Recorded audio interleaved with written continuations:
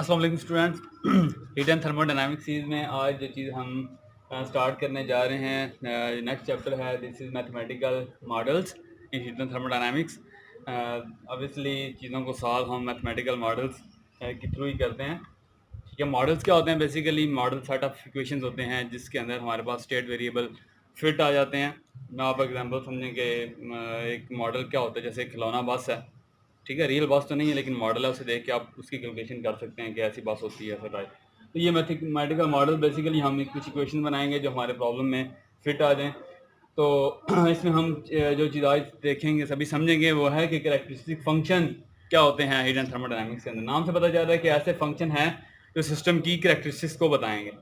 तो सबसे पहले जो कैरेक्टरिस्टिक फंक्शन की मैं बात करूंगा दैट इज इंटरनल एनर्जी।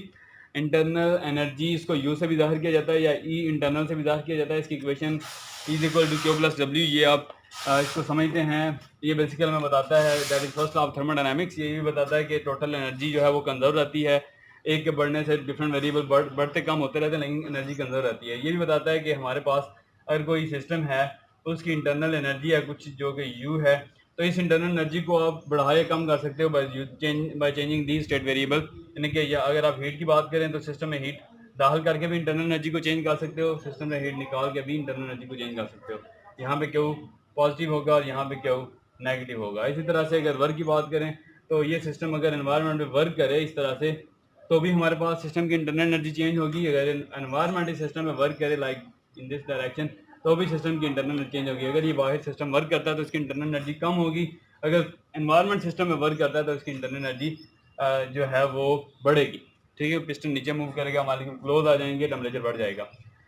अच्छा, अब ये इक्वेशन जो है दिस इक्वेशन इस क्यू को मैंने टी डी एस और डब्ल्यू को माइनस पी डी बी से रिप्लेस कर दिया। आई होप आपको इससे मसला नहीं होगा क्योंकि ये Q S is equal to Q by T entropy का रिलेशनशिप आप जानते हैं।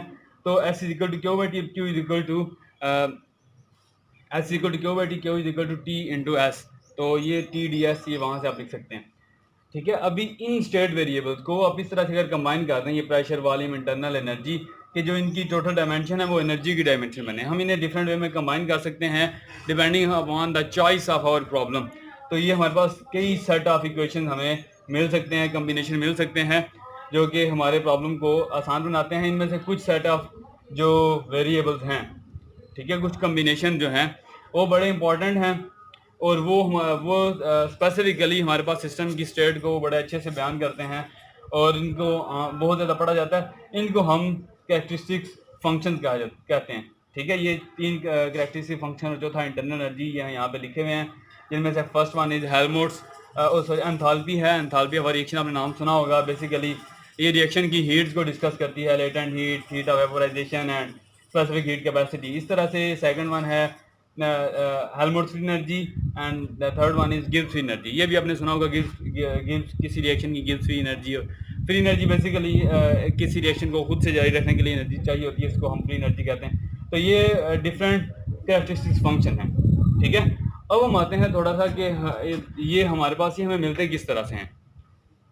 ठीक है, तो इसके लिए हमें एक मैथमेटिक्स टर्म समझनी होगी, ट्रांसफॉर्मेशन, जिसे हम लेजेंडर ट्रांसफॉर्मेशन बेसिकली कहते हैं। What is Legender transformation? आपने लॉरेंट ट्रांसफॉर्मेशन और इस तरह की ट्रांसफॉर्मेशन के नेम सुने होंगे। ट्रांसफॉर्मेशन बेसिकली क्या करती है कि एक वेरिएबल को एक फ्रेम ऑफ रेफरेंस से दूसरे फ्रेम ऑफ रेफरेंस में ले जाती है और उन दोनों को इक्वेशन से कनेक्ट करती है। मसलन आपने लॉरेंट ट्रांसफॉर्मेशन पढ़ी हुई है और उसमें आपने पढ़ा था कि दो फ्रेम ऑफ रेफरेंस है हमारे पास, एक एस है जो कि रेस्ट पे है, एक सेकंड फ्रेम ऑफ रेफरेंस जो कि मूविंग है। तो इक्वेशन होती है एक्स वाई जी, स्पेस और टाइम की इक्वेशन है जो इनको कनेक्ट करती हैं। रिलेटिविटी के अंदर आप ये पढ़ चुके हैं। So these are basically this transformation जो कि मूविंग फ्रेम से रेस्ट फ्रेम में ले जाए आपके सिस्टम को, वो हमारे पास ट्रांसफॉर्मेशन है और ये लॉरेंट ट्रांसफॉर्मेशन है। लेजेंडर ट्रांसफॉर्मेशन बेसिकली ये मैंने लिखा हुआ है, this is an application of duality relationship between points and line.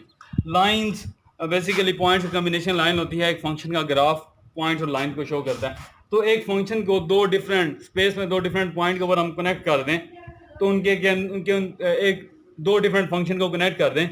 एक फंक्शन है जो एक लाइन का पाथ बता रहा है, दूसरा फंक्शन है वो भी लाइन का पाथ बना रहा है। ये एक फ्रेम में है, ये दूसरे फ्रेम में है। ठीक है, और ये दोनों के वेरिएबल डिफरेंट हैं।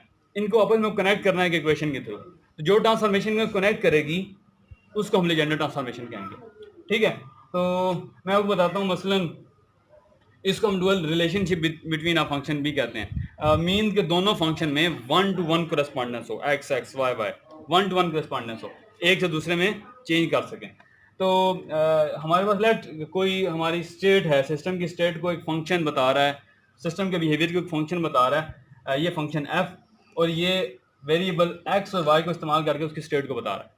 ठीक है, मैं इसको एक और फंक्शन के फॉर्म में लिखता हूँ और उसके डिपेंडेंट वेरिएबल के फॉर्म में लिखता हूँ, let that function is D G, और मैं चाहता हूँ कि डी एक्स के बजाय डी यू की फॉर्म में इसको लिखूँ।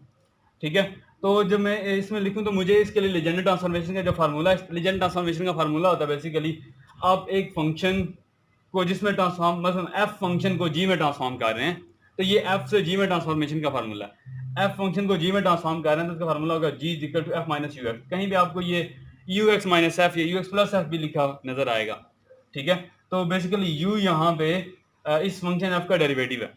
ठीक है, हम इसको कोई भी इक्वेशन ए एक्स के लाइक आप कोई equation F is equal to A X square plus B X plus C की फॉर्म में लिख सकते हैं। यहाँ पे ये जो है ये फंक्शन अब आपके नए वेरिएबल की फॉर्म में है। ठीक है, और ये हमारे पास आप इसका डेरिवेटिव लेके यहाँ पे पुट कर दें। ठीक है, ये फंक्शन को नए वेरिएबल के फॉर्म में replace in terms of new variable लिख दें, तो ये हमारे पास सॉल्व कर सकते हैं, आपको नेट पे इसकी एग्जाम्पल मिल सकती हैं।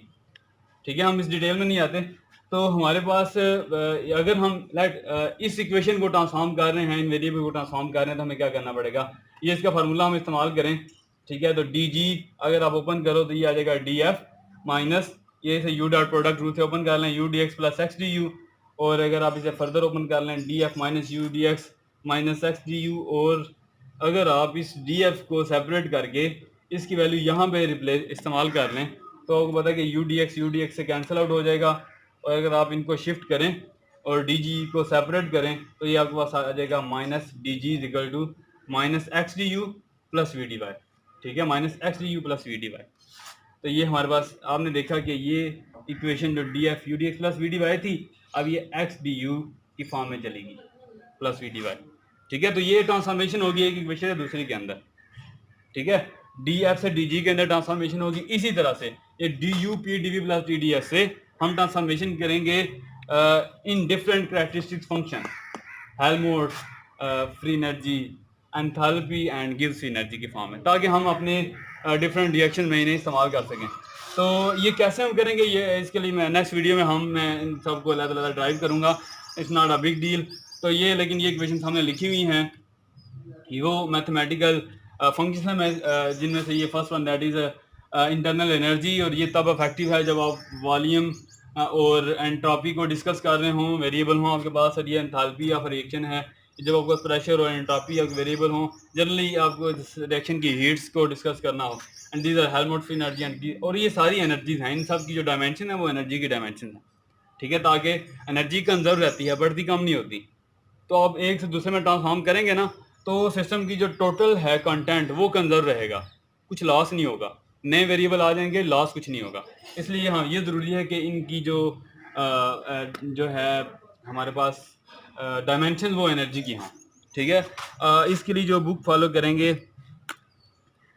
इसके लिए आप heat and thermodynamics bye mark Waldo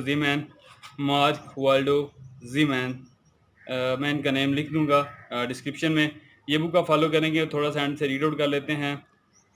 these differential equation that express u in terms of v and s and h in terms of pressure and entropy and so forth form a complete set of function based on successive Legendre transformation of four thermodynamic variable p, v, t and s। तो ठीक है, तो इन जो हमारे पास ये variable हैं p, v, t, s, इनकी Legendre transformation के थ्रू आप नई इक्वेशन बनाते हैं, नई कैरेक्टरिस्टिक फंक्शन बनाते हैं। ये जो कैरेक्टरिस्टिक फंक्शन बने हैं u, h, a and g, जिनके dependent variable v, s, p, s हैं, these are known as thermodynamic potential function because they have the property that if the function are expressed in terms of thermodynamic variable, they then all the thermodynamic properties of system can be calculated by differentiation only।